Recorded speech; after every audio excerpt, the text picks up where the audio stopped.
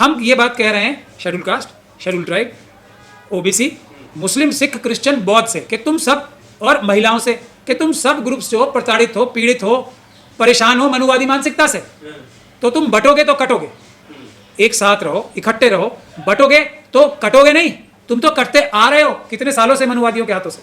तो वो देखते हैं क्या इस बात को, काटने का काम सिर्फ मनुवादी मानसिकता ही करेगी। देखिए इस देश में दो ही वाद हैं, तीसरा कोई वाद बिल्कुल नहीं है। जो भी कोई तीसरे वाद की बात करता है वो मनुवाद का ही सहारा लेता है या मनुवाद की तरफ ही होता है।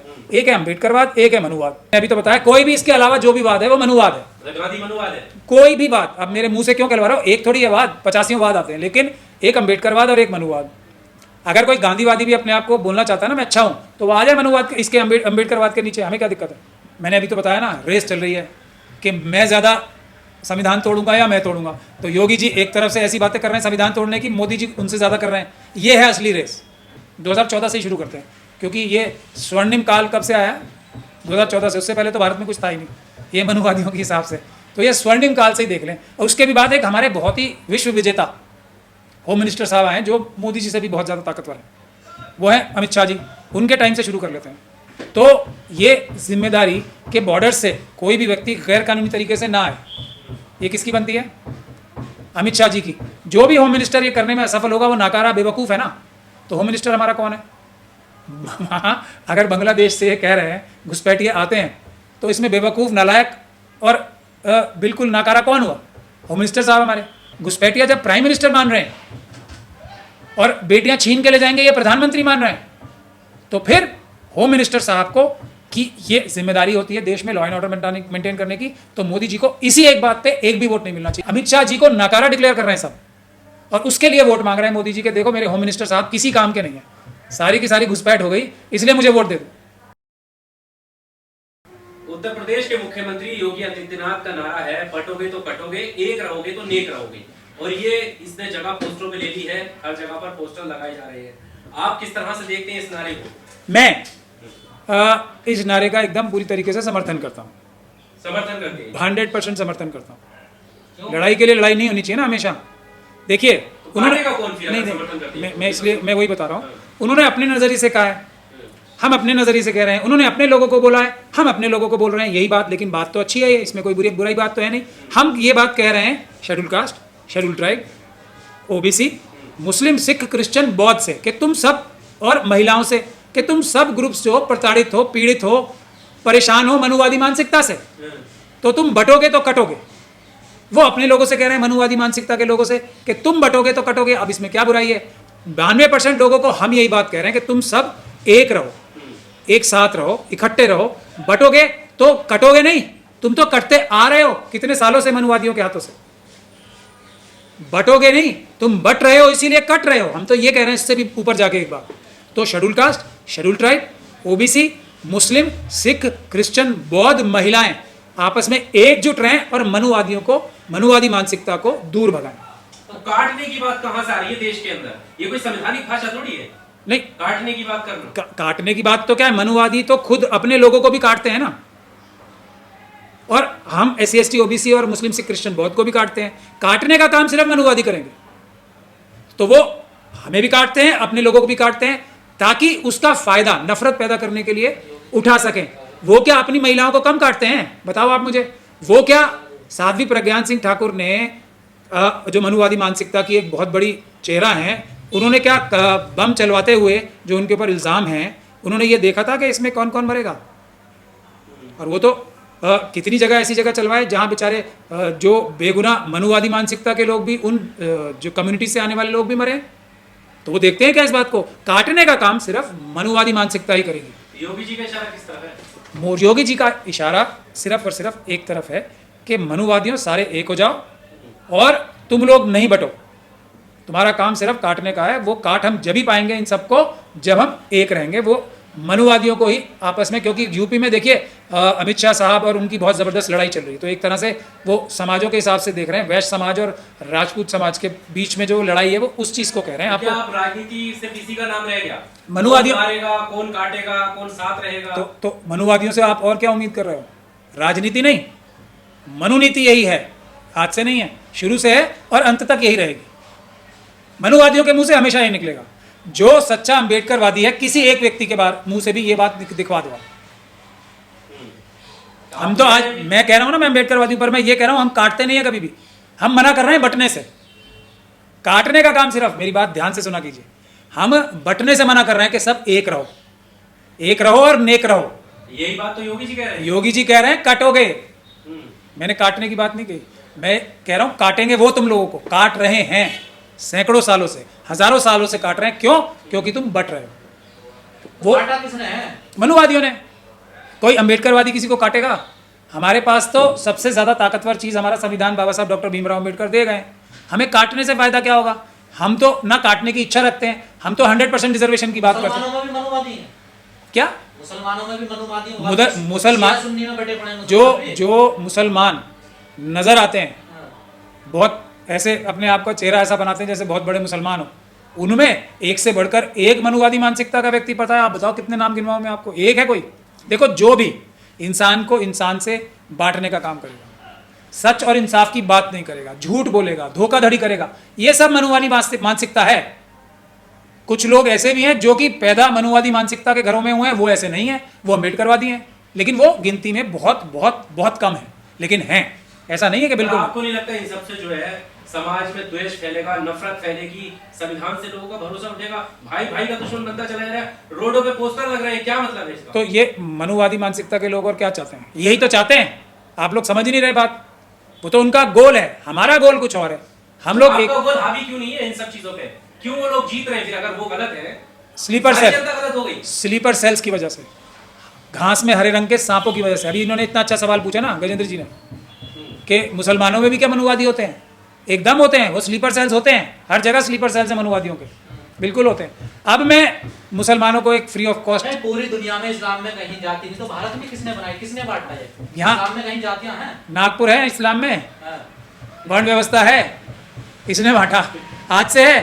फूले साहब ने कब से बताया था? बताओ आप।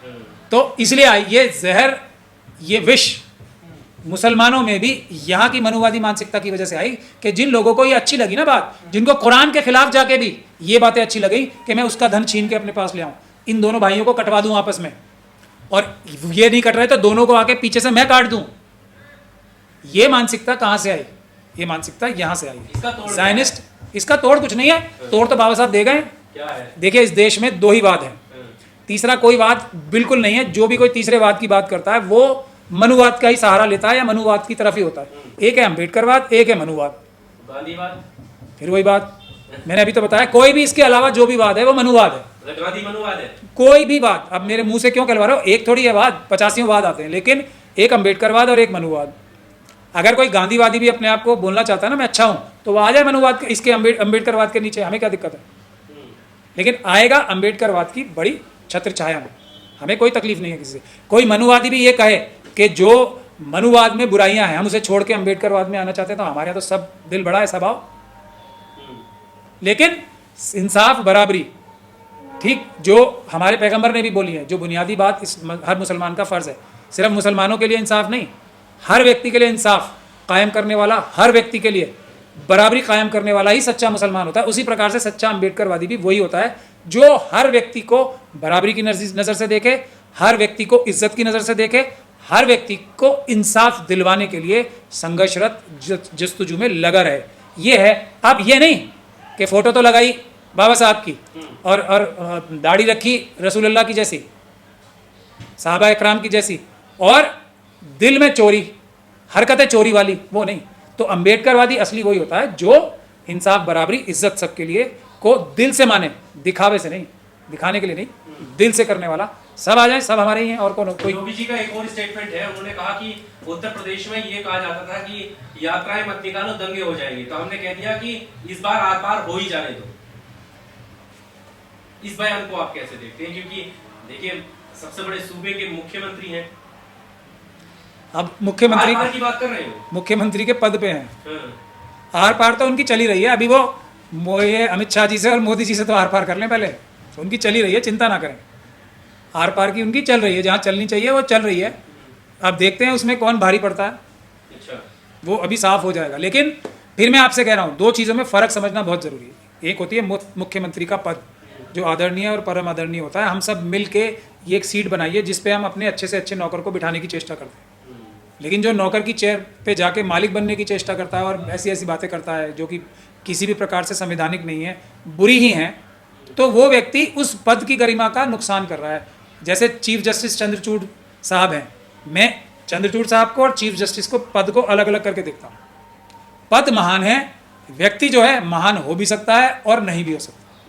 तो चंद्रचूड़ साहब की जो गतिविधियां रही हैं वो चीफ जस्टिस के पद की गरिमा को खराब करने वाली हैं। मोदी जी की जो भी गतिविधियां रही हैं वो प्रधानमंत्री की ऑगस्ट चेयर, इतनी इज्जत वाली चेयर की बेइज्जती करने वाली हैं, उस चेयर की कंटेम्प्ट करने वाली हैं। जैसे चंद्रचूड़ साहब की हरकतें चीफ जस्टिस के पद की कंटेम्प्ट वाली हैं, वो अपने कोर्ट की खुद कंटेम्प्ट कर रहे हैं चीफ जो चंद्रचूड़ साहब हैं। उसी प्रकार से योगी जी जो हैं यूपी के मुख्यमंत्री के पद की गरिमा को कम कर रहे हैं, उसको क्षति पहुंचा रहे हैं। मोदी जी ने कहा है कि ये घुसपैठिए आपकी बेटी, माटी और रोटी तक को नहीं छोड़ेंगे।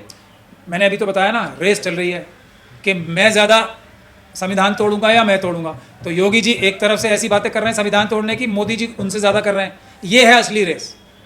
और कोई देश में इस वक्त जो आरएसएस और बीजेपी की राजनीति में चल रहा है ना, अब जो आरएसएस का कोर ग्रुप है, जो मनुवादी मानसिकता का कोर है, वो ये देखता है कि कौन व्यक्ति बाबा साहब डॉक्टर भीमराव अम्बेडकर को, उनके संविधान को और उनके जो प्रिंसिपल्स हैं, जो उन्होंने सभी धर्मों को की जो बुनियादी बात है ना, इंसाफ, बराबरी और सबके लिए इज्जत को इकट्ठा करके संविधान में रखा है, उसको कौन सबसे ज़्यादा नुकसान पहुंचाएगा, उसको कौन सबसे ज़्यादा क्षति पहुंचाएगा। आरएसएस का जो थिंक टैंक है ना, वो ये देख रहा है। अभी मोदी जी और अमित शाह जी एक तरफ और योगी जी में होड़ लगी हुई है कि कौन ज़्यादा संविधान की धज्जियां उड़ाएगा। उस परिप्रेक्ष्य में आप इन सब की स्टेटमेंट्स देखो कि कहीं ये अपने जो आका बैठे हैं ना बड़े, उनको खुश कर रहे हैं कि देखो मैं इतना ज्यादा संविधान को नुकसान पहुंचा सकता हूं। योगी जी तो क्या है, उन्होंने तो इतना ही बोला था। इतना बेटियों से क्या खतरा नहीं है देश को?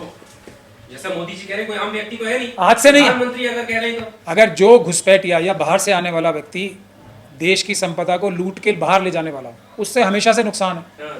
कोई व्यक्ति किसी भी जगह जाके, जैसे अमेरिका तो एक कंट्री है जिसमें सब लोग, आज सबसे ज़्यादा पावरफुल कंट्री है अभी तक तो, लेकिन आगे क्या होगा ये पता नहीं। वहाँ तो सभी लोग बाहर से गए हुए हैं, लेकिन वो लूट के ले जाने के लिए नहीं गए, वहाँ पे जाके उस धरती में सम्मिलित हुए। उसी प्रकार से भारत तो उनसे भी पुराना है, चाइना उनसे भी पुराना है। चाइना में भी बाहर के लोग आए, भारत में भी बाहर के लोग आए, और पहले कोई ऐसी बाउंड्रीज थोड़ी थी। वो तो एक जगह से दूसरी जगह जाते थे, दूसरी जगह से यहाँ लोग आते थे। भारत से लोग अशोक के टाइम में बाहर तक गए, दूर यूरोप, और उससे भी दूर दूर तक गए, और बाद में फिर अलेक्जेंडर के टाइम में, दूसरे टाइमों में यहाँ भी आए। हूण, कुषाण, ये सब कहाँ से आए? तो ये धरती तो एक ही है ना, तो सब एक दूसरे की जगह जाते हैं, लेकिन किसी का हक चुरा के भाग जाने वाली मानसिकता जो है वो बुरी होती है, जो मनुवादी मानसिकता है। अब इस परिप्रेक्ष्य में देखें, चलिए अब हम ये मान लें कि कुछ लोग भारत में आज की परिस्थिति में 2014 से ही शुरू करते हैं, क्योंकि ये स्वर्णिम काल कब से आया? 2014 से। उससे पहले तो भारत में कुछ था ही नहीं, ये मनुवादियों के हिसाब से।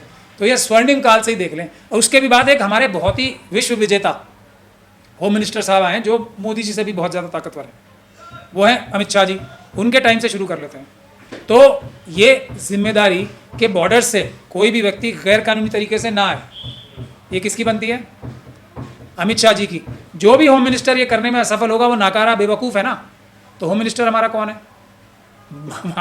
अगर बांग्लादेश से कह रहे हैं घुसपैठिए आते हैं, तो इसमें बेवकूफ़, नालायक और बिल्कुल नाकारा कौन हुआ? होम मिनिस्टर साहब हमारे, अमित शाह साहब। तो इन लोगों को इनकी गलतियों का पुरस्कार मिले। ये तो ऐसी बातें करते हैं कि जो गलतियां हमारी हैं। कश्मीर में आतंकवाद बढ़ रहा है तो और मेरी वजह से बढ़ रहा है, अमित शाह जी की वजह से तो बढ़ेगा, क्योंकि वो होम मिनिस्टर है। सारी ताकत तो उनके पास है, सारी जिम्मेदारी उनके पास है। तो देखो, मैं अपने काम में पूरी तरीके से असफल हो गया, इसलिए वोट हमें दो। झारखंड में घुसपैठिए आ गए, मोदी जी और अमित शाह जी क्या कह रहे हैं, हंसी आती है हमें। और एक उनके वो भी प्रधानमंत्री की रेस में हैं ही एक तरह से, और वो भी काफ़ी मनुवादी मानसिकता के बड़े थिंक टैंक हैं, हेमंत बिश्व शर्मा साहब। वो भी आके वही बात कर रहे हैं, वो भी रेस में अपना हैट फेंक चुके हैं कि मैं भी भैया प्रधानमंत्री लायक हूँ। तो वो भी उसी प्रकार की आरएसएस के उस थिंक टैंक को खुश करने के लिए एक से बढ़कर एक संविधान तोड़ने की बातें कर रहे हैं। तो मगर बुनियादी बात तो ये है कि अमित शाह जी को नाकारा डिक्लेयर कर रहे हैं सब, और उसके लिए वोट मांग रहे हैं मोदी जी के। देखो, मेरे होम मिनिस्टर साहब किसी काम के नहीं है, सारी की सारी घुसपैठ हो गई, इसलिए मुझे वोट दे दो। ये तो इनका लॉजिक है, लेकिन लॉजिक समझाने वाला चाहिए।